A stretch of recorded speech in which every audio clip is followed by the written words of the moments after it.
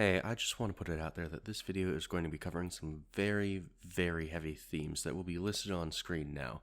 If you are uncomfortable with this, you might just want to skip this video. I do my best to try to tackle the subject tastefully, but if discussion like this is a trigger of yours, I would definitely recommend you do not watch this video. Alright, on with it.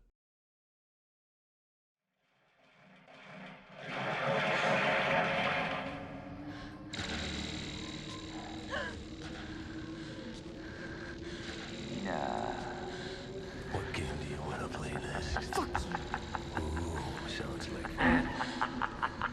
Your memories are what fuels me. Please, God. This is God.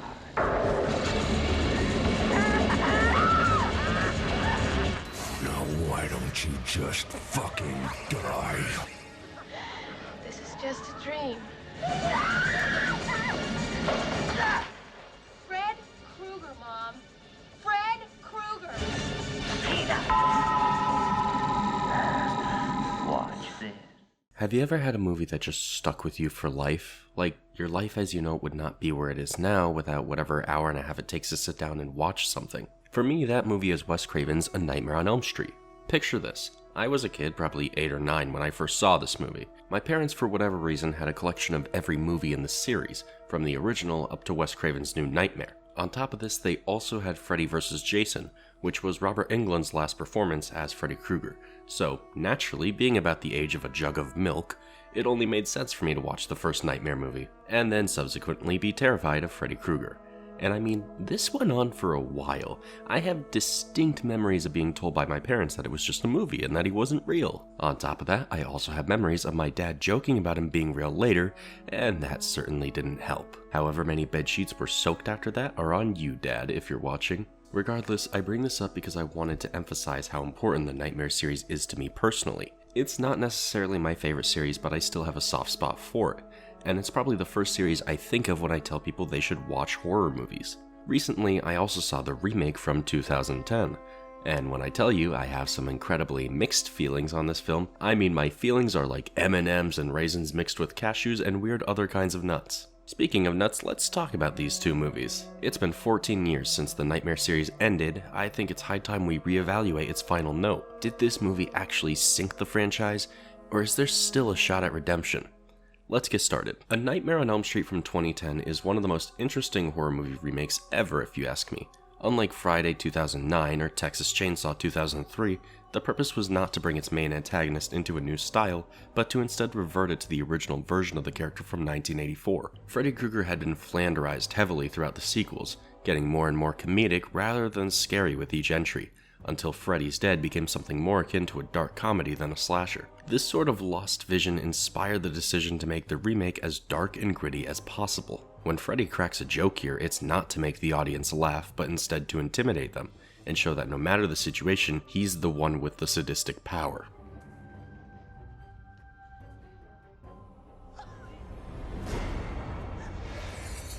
I was just patting him.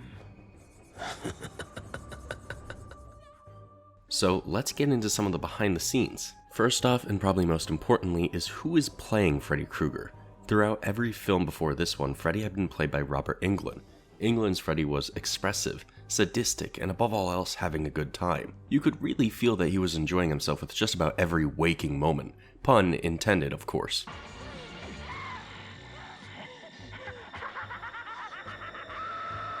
Famously, Englund's audition for Freddy was very distinct from what the writers and producers had wanted. Wes Craven had at first envisioned Freddy as a more brutal, hulking figure, like Jason Voorhees or Michael Myers. It was Englund's ability to portray this more down-to-earth sadist that convinced the team to shoot for a different angle. Freddy's size didn't actually need to be huge if his energy made up for it. Needless to say, anyone who even dreamed about stepping up to bat to try and replace Englund had their work cut out for them. That brings us to Jackie Earle Haley. Haley's performance as Freddy is actually really good in my opinion. It's very clear that he's not trying to emulate Englund, but make Freddy his own character. And in my opinion, it works very well. Haley's Freddy is a lot darker, more realistically disturbed, and almost laid back with his sadism. I think the main difference between these two Freddys comes down to how they go about being scary. With Haley, it's his calm demeanor, this sense that he has a goal that he's working towards and not struggling to achieve. In many ways, I actually kind of prefer this version and portrayal of the character. However, England's Freddy is so iconic and brought its own signature brand of evil and humor that I find it unfair to say one is better than the other. The main point behind the Nightmare remake in the first place was to actually repair the image Freddy Krueger had within pop culture. Many of his films, especially those later on, depicted him as almost cheery and comical, and not at all the depraved murderer of the original 1984 film. Hell, the last performance England had as Freddy, that movie actually ends with him literally winking at the camera. So the goal was to make Freddy Krueger scary again, and I have to say, I think it actually worked. But let's be real here. There's one big elephant in the room I've been dodging in regards to this specific iteration of Freddy Krueger. Throughout most of England's career as the Fredster, Freddy has been many things, but first and foremost, he's always been a child murderer. This is probably his most twisted personality trait and his most well known. For whatever reason, when he was alive, Freddy Krueger was a serial killer whose choice of victim were always kids. You can probably guess some other personality traits someone like Freddy might have, mainly that in real life he would probably be a pedophile. And this was initially Wes Craven's idea for the character, but it was changed before the original movie ever came out. And honestly, a good call. A slasher movie's main selling point is always going to be its lead villain, and truth be told, no one is going to want to watch a movie where the main selling point and the star of the show is a pedophile. This is the biggest difference between old Fred and new Fred. The remake canonizes this aspect of the character, making him an all-around even more twisted and vile character, and in a way that simply didn't jive well with audiences. Part of it is definitely ascribing a sexual element to Freddy Krueger just seems wrong.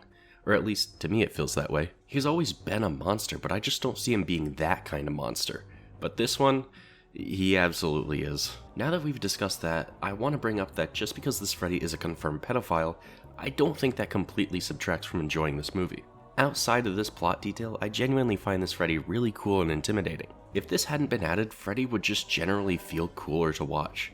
But it's not just a plot detail, it's the whole thing pretty much. And I'm gonna have to get into that eventually. I should say for the record that I have not been a victim of this kind of abuse, so my opinions on it are not going to be coming from the perspective of a victim. That being said, I don't intend to apologize for its inclusion either, and do think that it should have been left out of the film. Whether it's for shock value or story purposes, I still think it was a bad call. So let's get into that original. Nightmare on Elm Street from 1984. Our story begins like any other great story from this era, with a dude looking at a newspaper. Wes Craven became inspired to create a movie surrounding the idea of dying in one's sleep when learning about a strange phenomenon affecting Hmong refugees. These young men from ages 19 to 57 would report having nightmares before dying mysteriously in their sleep. This odd phenomenon was seen widespread across this specific cultural group, and a root cause was never formally established. This became known as Asian Death Syndrome. Craven had seen 3 articles about this appearing in the LA Times and was surprised that no one at the press had thought that these deaths might all be linked to one another. At least, that's the most popular story behind what inspired Craven to create the dream demon, Freddy Krueger.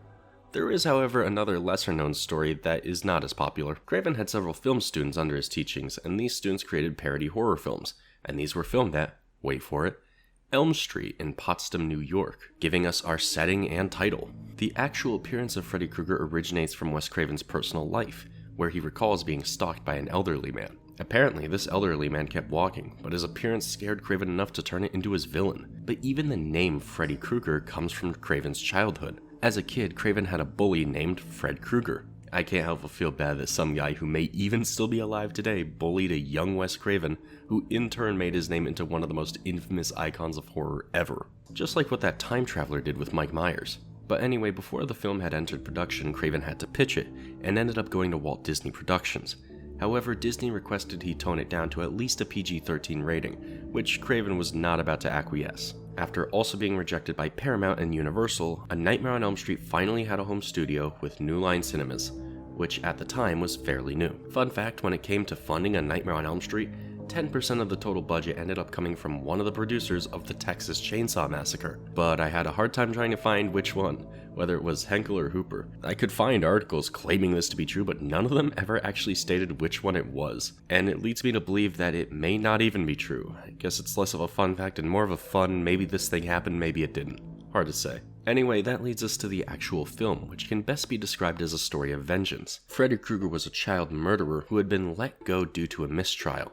The parents of Springwood, the town he haunted, were dissatisfied with this given he had murdered many of their kids. In an act of vigilante justice, a crowd of parents set him on fire in his hideout and let him burn to death. The story of A Nightmare on Elm Street comes several years later, where many of the children who survived have grown into teenagers. However, Tina here has been having the strangest dreams as of late, nightmares that seem to be seriously stressing her out.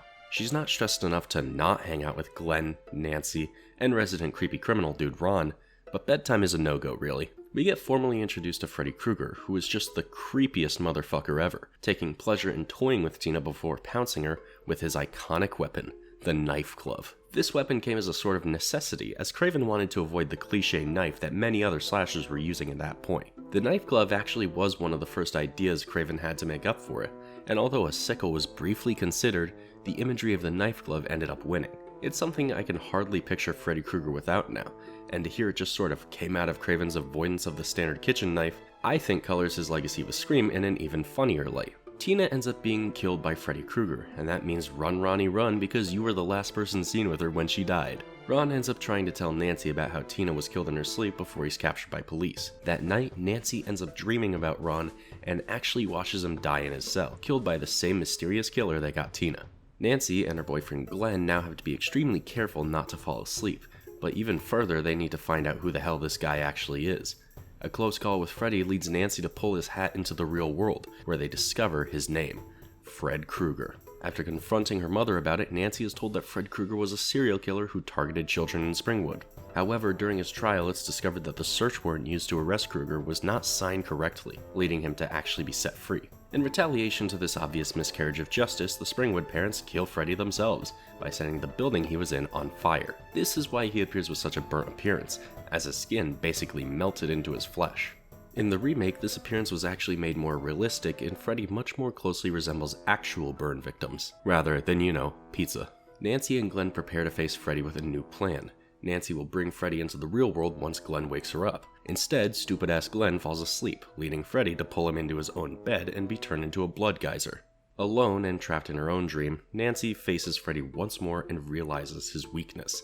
Freddy can only harm those who fear him and his name. So, Nancy turns her back on Freddy, expelling him from her own dream. The movie ends with a bright new day where, hey, her friends are okay after all. But this is still a dream, and Nancy watches as her mother quickly turns into a blow-up doll before Freddy pulls her through a window. I have no idea why on earth they actually thought this was an okay ending, but to my knowledge, even Wes Craven disavowed it before he died. And hey, it does get ignored by the sequels, so if you want to watch this movie the correct way, just close your eyes and mute it after Freddy disappears. Congrats, you've just watched A Nightmare on Elm Street with zero downsides. All in all, this is a fantastic movie, and despite it popularizing the slasher genre for a new generation, it was also surprisingly tame in many ways. Freddy's presence doesn't always mean a kill is inbound. He enjoys his game of cat and mouse. All in all, only 4 people die in the entire movie, which puts him at relatively low numbers compared to characters like Michael Myers, Leatherface, and Jason Voorhees. But watching it, you'd never realize just how few people he actually kills. This would be something later Nightmare movies would actually change up, as he does tend to get a lot more kills in the sequels. So I guess now it's time to talk about the remake, huh? Well, let's get one thing right out of the way. These two movies are very, very similar. Platinum Dune was the production company responsible not just for this remake, but also the remake of Friday the 13th and the Texas Chainsaw Massacre. For the record though, the Halloween remake directed by Rob Zombie was actually not from Platinum Dune as you might have expected, and as I expected up until now. Unlike Friday in Texas, this movie is almost one-to-one with it being a remake. It shares the same story beats almost verbatim, so instead of recapping what is almost the same movie to you, I'm going to talk about what's different between these two movies and let you come to your own conclusions about what was and wasn't a good idea before I give my overall thoughts. Let's start with the characters. Although most of their names have changed, make no mistake, this is basically the same cast of characters as in the original movie.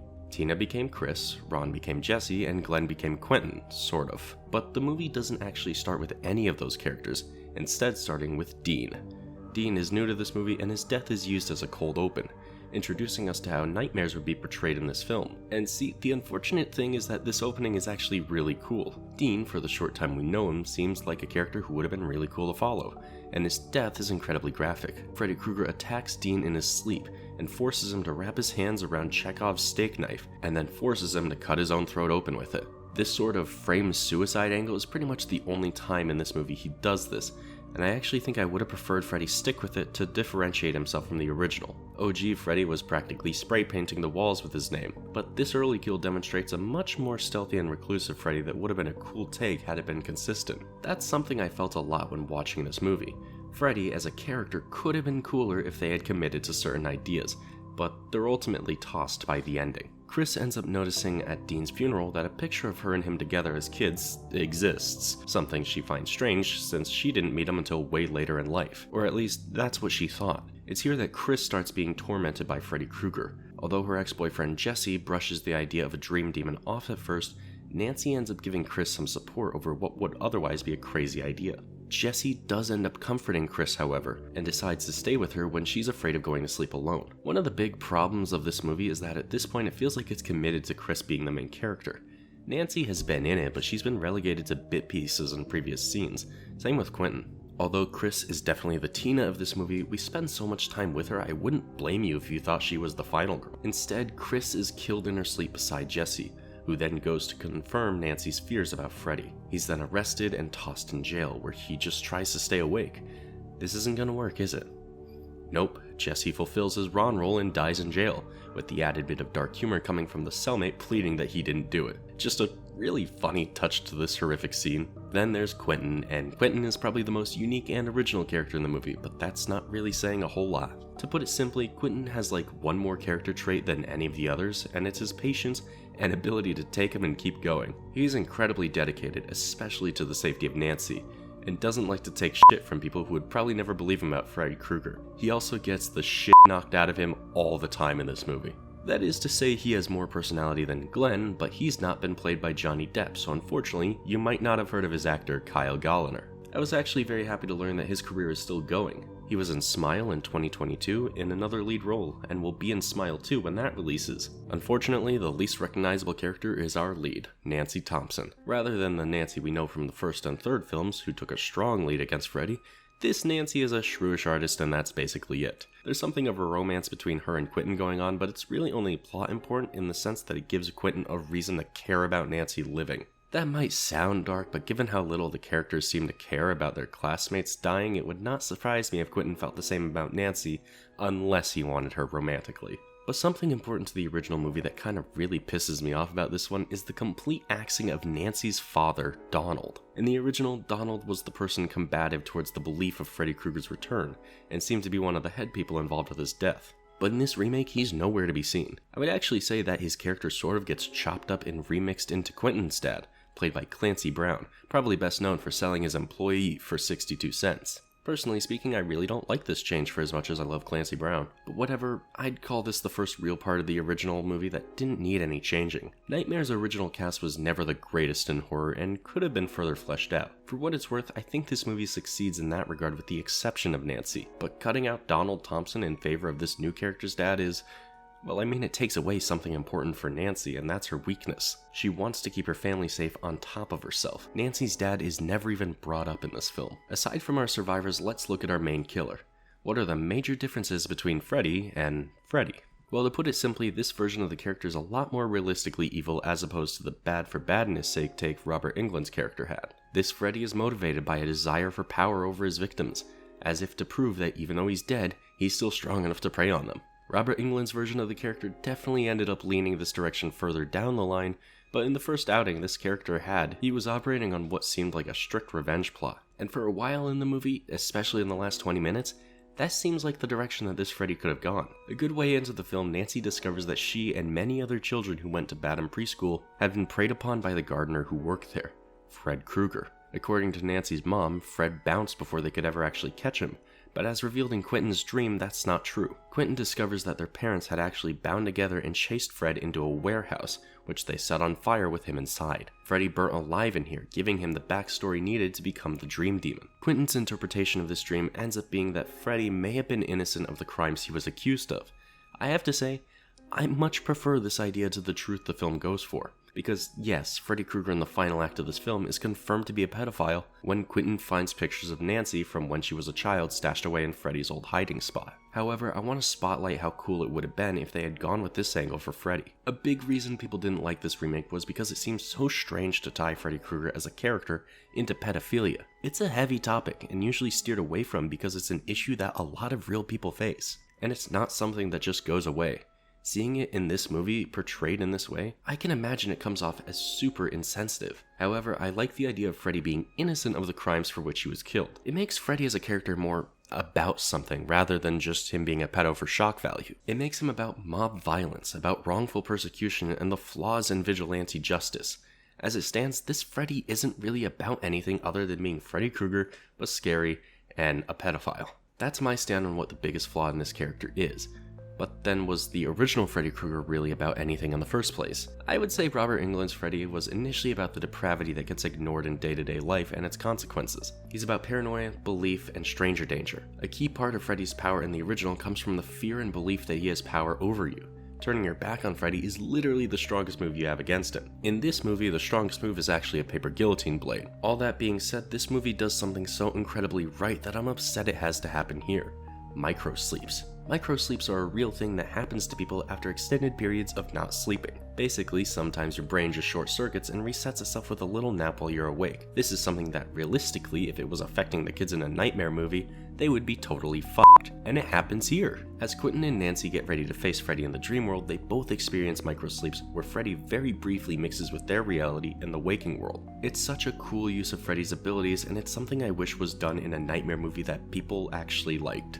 But still, overall, I have to say that I don't fully understand why this movie was seen as such a downgrade from the original, other than it failing to really capture that movie's original feeling. This movie feels much more modern and in many ways like it does improve on the original. I overall feel the main human characters who aren't Nancy are genuinely some of the best in this series for the short time that we know most of them, at least better than the absolute nobodies from the original. No, I think the general negative response to this film comes from two places, the first being Freddy himself, which, fair, and the second being the effects this movie uses. The Nightmare series is famous for some of the craziest, sometimes grossest deaths ever seen in a horror movie. What started with slashing with finger knives became puppeteering someone by their veins out a window, turned into fucking Super Freddy. And the whole time through, a lot of effort has gone into making the best practical effects the production could afford. If there's one thing that people who don't understand film will tell you repeatedly, it's that practical effects are always better. This just isn't true. Practical effects require practical props and oftentimes don't fit very practically into whatever a film's budget and schedule looks like. This is often why CGI and other digital techniques are so common now.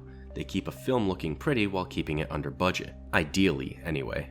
So with that being said, is A Nightmare on Elm Street CGI bad? I would say that maybe in one instance does it look notably dated, not counting the very end that just looks incredibly of its era, but most of the time it's either not noticeable at all or very excusable. But because this iconic shot is recreated with CG and doesn't look as good, people are often quick to point towards this movie not utilizing CGI very well. The other thing is of course Freddy being a confirmed pedophile in the remake, and admittedly this is where I have to give it to the critics. Fair enough. If you feel that this changes things, you're 100% right and you have every reason to criticize this movie. Personally speaking, like I said before, I've not been a victim of this category of assault that Freddy perpetrates, so I don't really have much of a place arguing with you about it if you have been a victim. Nevertheless, I believe that this is one part of a movie that results in the rest of it being completely smeared. To put it simply, A Nightmare on Elm Street from 2010 is not a bad movie. In fact, I would say it serves as a uniquely entertaining spin on the original classic from 1984, showcasing modern film strengths and showing how the story could have been if told differently. That said, it's very clearly not the superior film, and its tone-deaf approach to a delicate subject such as the sexual exploitation of children means it's a much harder film to watch than the original. While this Freddy may be scarier, he's also much less charismatic and overall not as entertaining to watch. The few unique ideas it has end up being bungled towards the end to more faithfully recreate the original film. It doesn't let itself remake the original so much as it does retell it. I think that ultimately describes my thoughts on A Nightmare on Elm Street from 2010. The movie that killed the franchise didn't necessarily have to, and with the recent announcement of a sort of Jason-verse bringing back our favorite hockey mask killer, I think it may only be a matter of time before Freddy returns as well, since those series are so closely linked with one another. And of course, I should explain this background footage. Again, this is Dead by Daylight. I thought this footage would be fitting because DVD infamously did not get the license to the original Freddy Krueger, but instead to the Jackie Earle Haley version. So how does he stack up in this game? Well, refer back to when I talked about the Xenomorph, and I'll explain why he's basically the worst version of that character. Not in terms of how he plays, but in terms of him being a representative of his home series. The current version of Freddy plays like this. When you start a match, survivors will slowly fall asleep over time. When in the dream world, they're sure in the dream world. The only difference between survivors who are asleep and survivors who are awake come in the form of two things: the oblivious status and dream traps. As Freddy, you start with the ability to create dream snares. These are blood pools that slow down survivors very briefly when they run through them. Similarly, some add-ons grant Freddy the ability to create dream pallets to replace broken ones or lay clever traps. The way these work is that when a survivor throws one down, it instantly shatters, instead of blocking the killer's way. This is my preferred of the two powers, not because it's stronger, but because it just feels more like something Freddy Krueger would do. Survivors can wake up in a couple different ways. The first is to fail a skill check, meaning Freddy will probably not be able to do jack shit against newer survivors who fail a lot of skill checks. The second is to find alarm clocks littered throughout the map. I honestly don't know why failing a skill check should wake survivors up. Let's compare Freddy to the pig for a moment. Arguably, both Freddy and the pig's powers are slowdown powers, meant to give survivors an objective outside of doing generators. In the pig's case, it's the reverse bear traps, which will kill the survivor after time has expired. But for Freddy, it's being susceptible to his shit-ass traps during chase, arguably when he has the least amount of powers since he can't plan ahead to plant snares or dream pallets. Why is it then that the pig slowdown requires you to not only find a separate entity in the world to interact with, but also find the right one, whereas Freddy's power can be deactivated by a survivor actually just making a mistake? Rant aside, Freddy's power does not reflect him basically at all in the movie he originates from. His powers don't have their origins in specific scenes or moments from the movie, rather they just seem to be made up for this game because technically speaking, Freddy did need to have a power. But to make things worse, this is the revised version of Freddy. The original version actually was more movie accurate. Initially, survivors would not be able to see Freddy at all if they were awake, meaning he could only hurt survivors who fell asleep. You know, like in the fucking movie. Nowadays, the sleep status effect is so nothing that the only real benefit to being awake is you aren't stuck with that oblivious effect, which can actually be kinda nasty. Or it would be if it weren't for Freddy having a lullaby. In DVD, certain killers have a lullaby to compensate for lacking a larger terror radius. Why?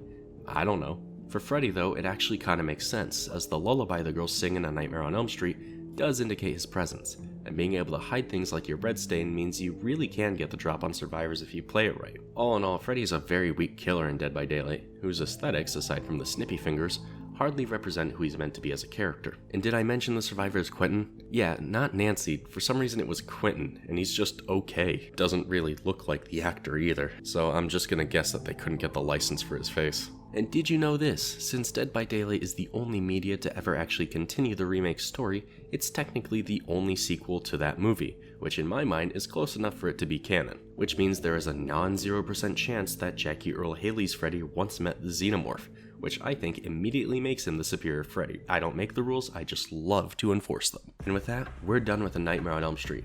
I hope you enjoyed this trip down memory lane, or Realm Street. No, that's just terrible. Anyway, be sure to subscribe, and I'll be sure to see you in the next one. And if you're here in the credits now, I'd like to thank all the patrons, which will be listed on screen. I really appreciate it. You guys are the best, and I'll be seeing you in the next one.